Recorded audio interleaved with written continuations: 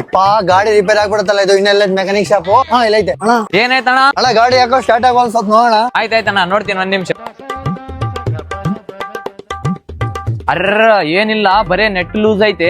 BS6 ಗಾಡಿ ಇದು ದಡ್ಡ ಗಿರಾಕಿ ಐತೆ, ಬಿಡ್ಬಾರ್ದು. ಫುಲ್ ಬಕ್ರ ಮಾಡ್ಬಿಡಮ್ಮ ಆಯ್ತಾ ಅಣ್ಣ? ಆಯ್ತು, ಸ್ವಲ್ಪ ಗಾಡಿ ಸ್ಟಾರ್ಟ್ ಮಾಡೋಣ. ಹ್ಞೂ ಆಯ್ತಣ್ಣ ಮಾಡ್ತೀನಿ ಅಣ್ಣ. ಅಣ್ಣ ಏನ್ ಮಾಡಕ್ ಕುಂತಿ ಅಣ್ಣ?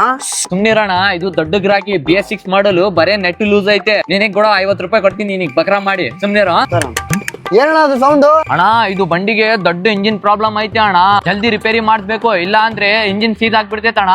ಏನ್ ಹೌದು ನಿಜನಾ? ಹೌದಣ್ಣ ನಿಜ, ಬೇಕಂದ್ರೆ ಇವ್ನಿಗೆ ಕೇಳೋಣ. ಇವನು ನಂಬರ್ ಪ್ಲೇಟ್ ಗೆ ಹಿಂಗಿ ಹೊಡೆದನ ಅಷ್ಟೇ, ಅದಕ್ಕೆಲ್ಲ ಸೌಂಡ್ ಬಂತದು. ಎಲ್ಲ ಗಾಡಿ ಚೆನ್ನಾಗೈತೆ, ನಿನ್ಗೆ ಬಕರ ಮಾಡಕ್ ನೋಡಿ ಇನ್ನು.